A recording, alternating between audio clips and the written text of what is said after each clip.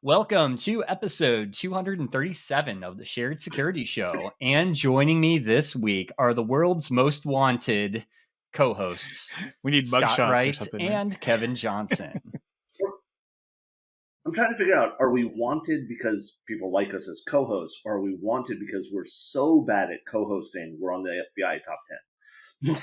We'll never They'll know. never catch me where I am. I'm such a It's bad for our co-host. audience to It's decide. criminal. That's right. We'll never get you in Canada. Yeah, but they've got the mounted police to go after them. That's Yeah. like, if you're going to be As long as you chased can by outrun the police, horses, Yeah. you're good. I They've want them got on horses. Yeah, Yeah, exactly. All right. Well, while Kevin dies over here from coughing, let's just jump right into the stories this week. Some interesting ones this week, and I wanted to start with there was an article on the IAPP site, which, if you don't know what that stands for, that's the International Association of Privacy Professionals. And it was about essentially a woman wrote this article about how she lost her phone and how she's asking, when did our phone numbers become the new way of identifying people? And I think we've mentioned this on the show before, guys, that, companies are starting to use phone numbers as identifiers. And what happens when you lose your phone and then you need to log back into all those apps that use your phone number instead of like your email address, right? For identity and verification, because we all know about SMS two-factor being used. That you'll get a one-time passcode to log into your account, which comes through your phone number. So she talks about some of the challenges here. I'd say some of them are definitely valid concerns, especially if you lose your device. My first question, of course, is, backups. Number one, iCloud backups. I think that's something that we mentioned on the show is, any device you have, a phone, PC, Mac, whatever that is, you should be backing that up, because if it is lost, stolen, destroyed, hard drive crashes, things like your two-factor authentication apps, for one, those are on there. I'll anyway. tell you, I'm getting a new phone today. It's actually out for delivery. My phone, I'm irritable about it. My phone, which is less than 3 years old, has been crashing on a regular basis. And so I had to buy a new phone because while I have a more than mild phone addiction, it also is the way I do my business, right? Of course. Which I think ties into one of the other articles here today. But I know from previous experience that my backups, things like that, many of my apps are going to come across seamlessly, please. For example, Authy and my Google G Suite and stuff like that. But there's also other apps that the app itself doesn't pay attention to those types of things, right? Now, luckily, many of those are games, and losing the fact that I'm on level 77 million or something on, just brings you back to reality. Is not a big deal. Right. But that alone is a good reason to have this type of backup and stuff like this. And I'm lucky my phone is crashing, but my phone is usable. So I'm able to, whereas for her, she's stuck in a situation where she doesn't have a phone at all. Now she has to do these recoveries. Now that she has to do these. And if she did not plan for that, and I will tell you that based on some of the things she says that she was surprised by, I'm going to guess she was not as prepared for replacing a phone as we would recommend. But it is, I personally don't like it when I go to a site and it requires my phone number as my main form of authentication. I agree with you with context. Okay. I think there are certain things that I'm okay with it using my phone number. If it is somehow phone-centric. Like, for example, Uber. Yeah. I was going to mention Uber. Yeah. I'm okay with Uber using my phone number as my identifier. I know that it also can use my email, and it does in my case. They offer other ways, of course. But having it tied to my phone number, I'm okay with, because I'm accessing it from my the context, the usability, that type of thing. That's the only qualifier I have to your statement. I agree with you 100%. I think there's a subtle thing there, though, Kevin. It absolutely makes sense for sure that it's the primary method of it, knowing stuff about you and managing, all the stuff that it's doing for you. But on the other hand, if you lose that phone and you don't have backups, what do you do when it comes to? I get a new phone with the same phone number and I'm back up and running. Or, using Uber as the example, my history in Uber is not critical to me. But your identity really isn't then tied to your phone number. It's tied to your email, right? Isn't it? Is it not? Okay. No. Okay. My identity, that's what I'm saying is, if I have not leveraged the other mechanisms that Uber has, it's tied to my phone number. So if I get a new phone number, and again, this is why context is important. If I get a new phone number from Uber, if I get a new phone number and I didn't do anything and I'm now a new account to Uber, to me, I have lost nothing. Right? Now to Uber, I have, because they have a history, my rank. Maybe I peed in the backseat of a whole bunch of cars. Right? Yeah. Like they want to not let me in another Uber at that point. Yeah. I have not peed in the backseat of any cars. I have gotten into cars that had been peed in. You've been peed on in an airplane. I was peed on in an airplane. Not by choice, to be clear, because I understand some people like that. Okay. So now I understand. I knew that story would come up at some point. Wow. Yeah, you know what I mean? Like there's certain things where it's okay, but if I got a new phone number and that meant I lost access to my email, that would be a problem, right? Because there's a history, there's a thing like that. I will throw it back at you though. Okay, so you don't like them using your phone number as your identifier. What do you want them to use? What is the identifier that you believe is more robust than phone number? It's a great question, because you could make the same argument with an email. Well, what if your email gets comompromised? What happens if you leave the company that gave you the email, right? Right. What happens if the company you're using goes out of business? And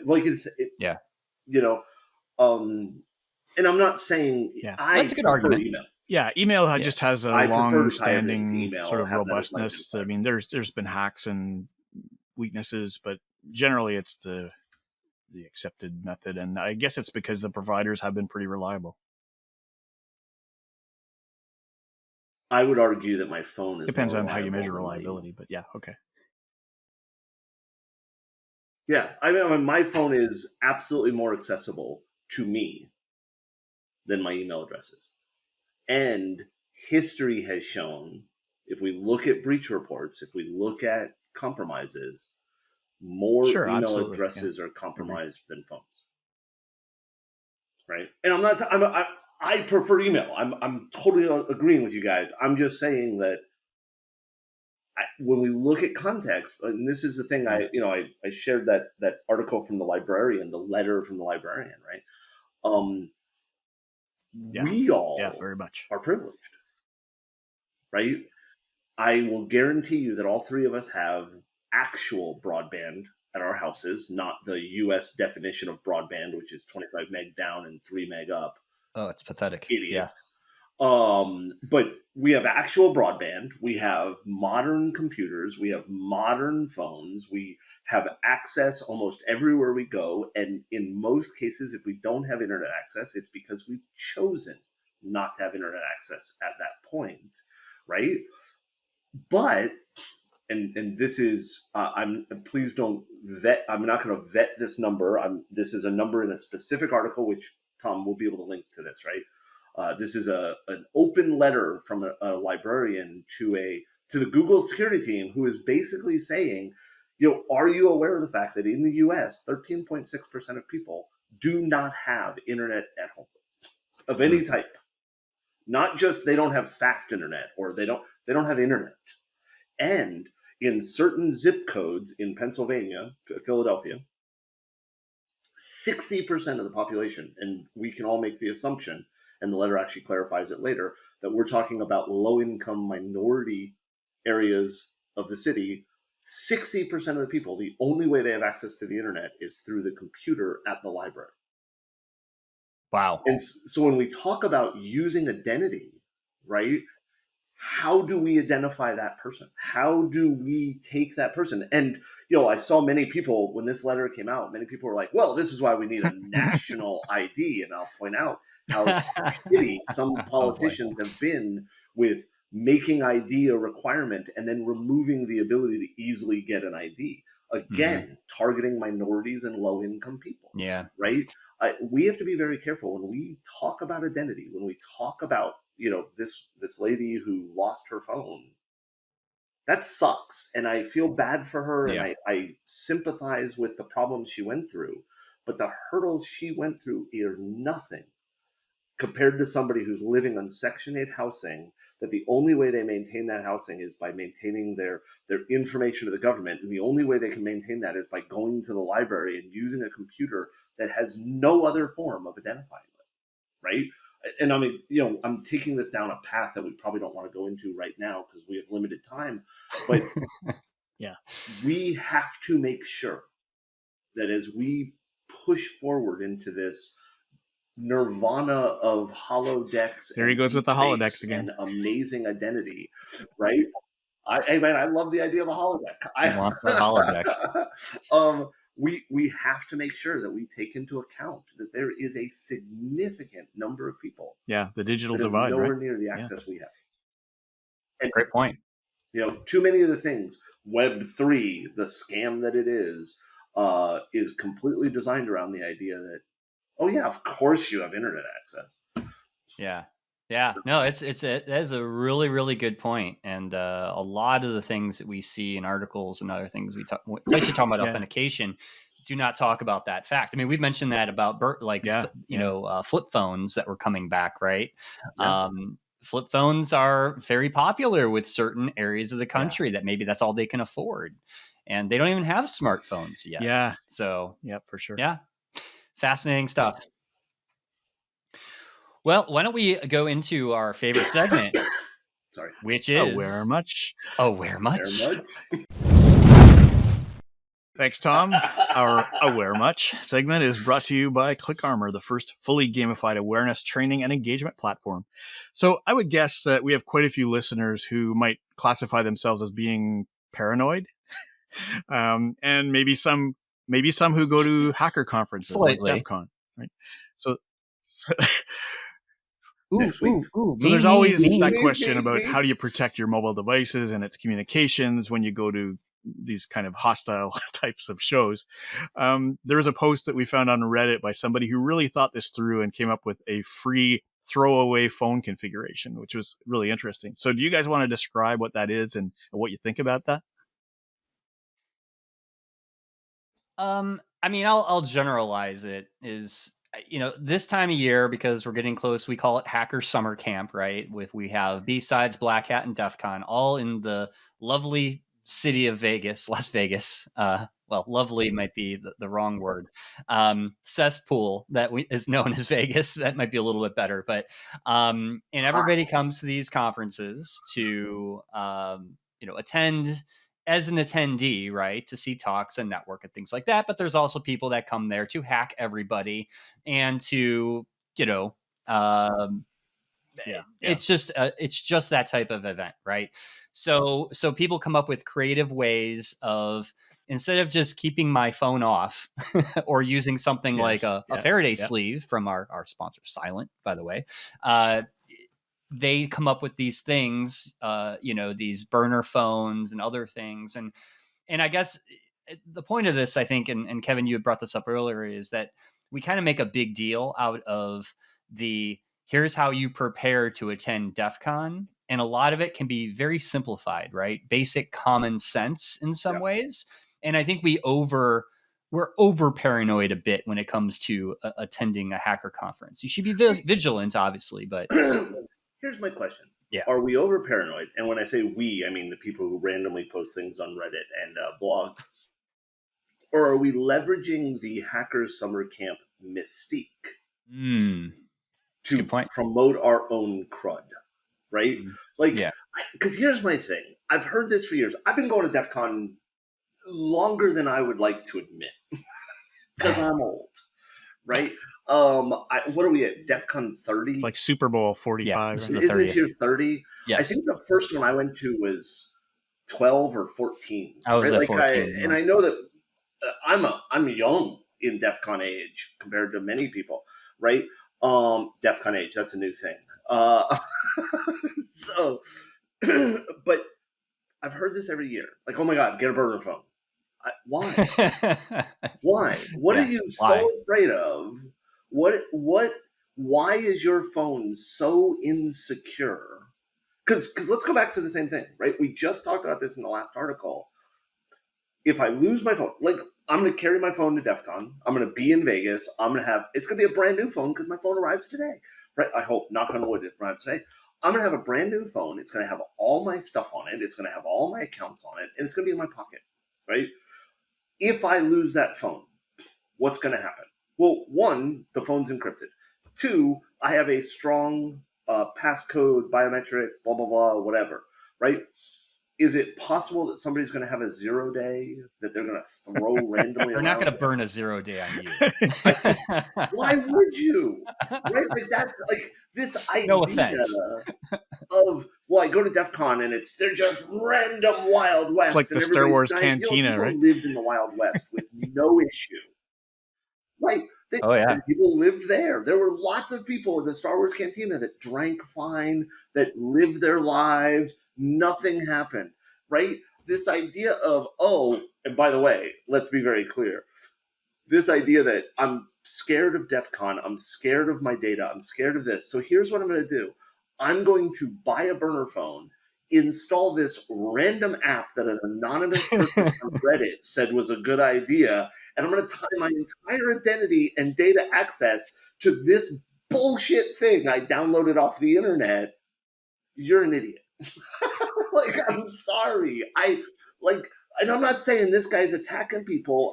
This person, whoever they are, they took some time, they researched it, but we know nothing of this app.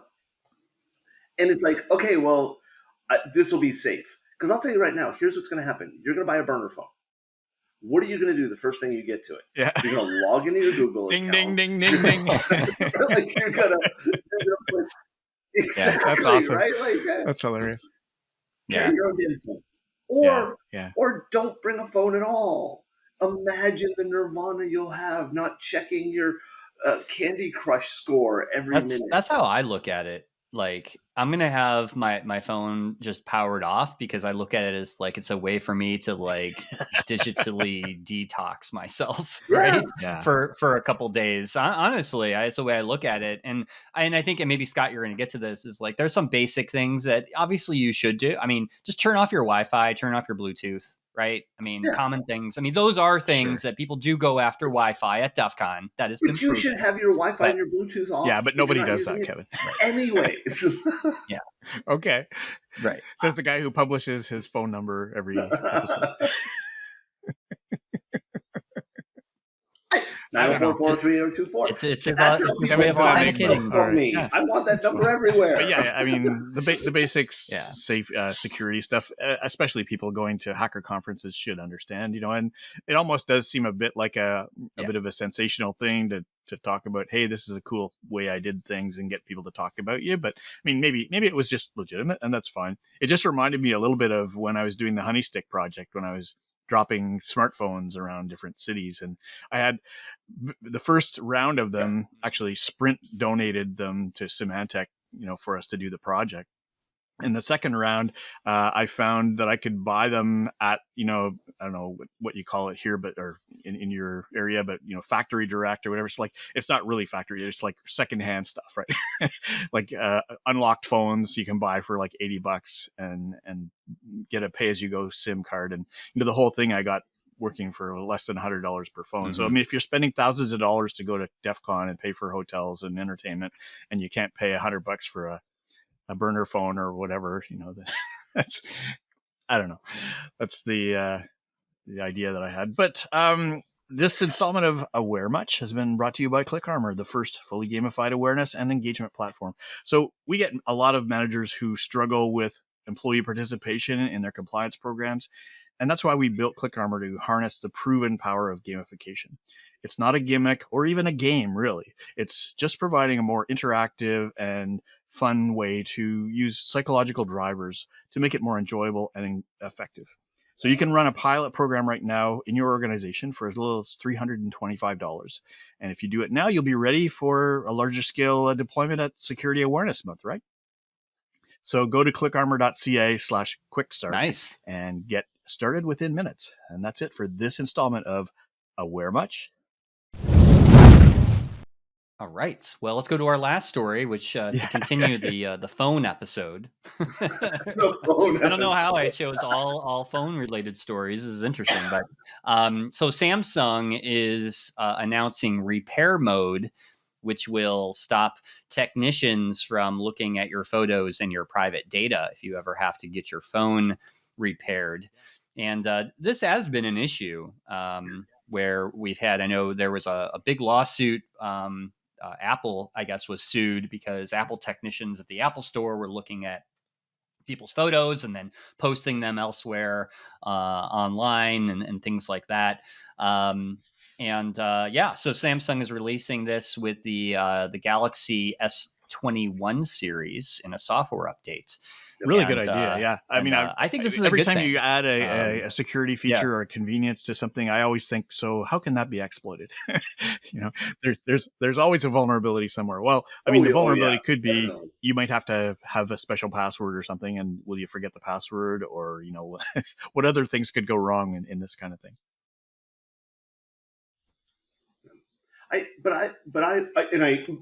You're absolutely right. Every time I hear about these new features, like, oh, we're going to do this thing, and it's like, okay, you've added a level of complexity, and we all know that when we add complexity, we add difficulties, we add the potential for vulnerabilities, everything else like that. But on the other side, giving me a feature that helps me protect myself, even if I can't always use it. Like, for example, my phone dies. And I've had this happen. I was in Chicago. Don't know why that matters, but I was in Chicago. I woke up and my phone felt like it was burning. It was just frozen. It wouldn't turn on. And it was just heating up, and it was bad. It was a hardware failure. I could go and take it to get replaced. But if I gave it to them to fix it, there's no way I could have enabled this mode. As it's described, and there's very little technical details right now, but because it requires you to say to the phone, "Hey, I'm about to give you the repair person, go into this mode and everything." The setting, that's great. It's not always been available, very much. But that's an exception, right? Like, having the ability to protect me is good. I like this, and I'll admit I'm a bit of a Samsung person. The phone I'm getting today is the Fold. And yes, I'm aware that in a few days they're announcing the new ones. I wasn't going to buy the brand new one anyways. So I like Samsung. But I think, what I'd like to see, especially with Apple being one of the key organizations around with regards to this type of problem, the fact that they've had it. I'm not saying Apple is at fault here. I'm saying, right. I'd love to see the iPhone add something like this. So they do have, Apple does have this diagnostic mode that techs will use if you take your Apple device to the Genius Bar, right, at an Apple store. But only Apple technicians can use it because it requires a interface that is only available through being an Apple tech, right? So they don't need your passcode as an example. They can figure out what's wrong with your phone by plugging it in. There's an interface that they have. It doesn't access, from what I've read on this little post on Reddit from an Apple tech that actually works there. He said that, but it's not enabled. You sort of rely on the consumer. The Apple guys to do the right thing to protect you from them. Right. So,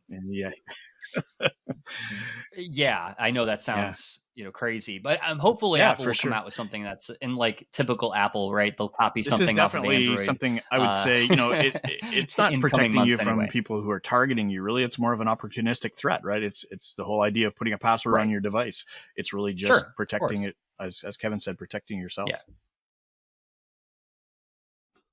Yep, exactly. All right. Well, that's all we have time for this week. But I will be out, and I know Kevin, you'll be out at Hacker Summer Camp next week. I'll be there all week. I will not, because I'll be speaking at No. BSides. That's right. You will not, but one day we'll get you out there, Scott. Yeah, I arrive Wednesday, I believe, and leave Sunday.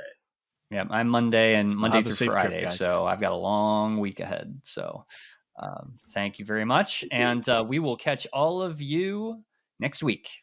Thanks for watching. If you enjoyed this episode and you'd like to help support the podcast, hit that like and subscribe button. To catch all the latest from the show, visit our website, sharedsecurity.net. Follow us on Twitter at SharedSec, and join our Reddit community on the Shared Security Show subreddit.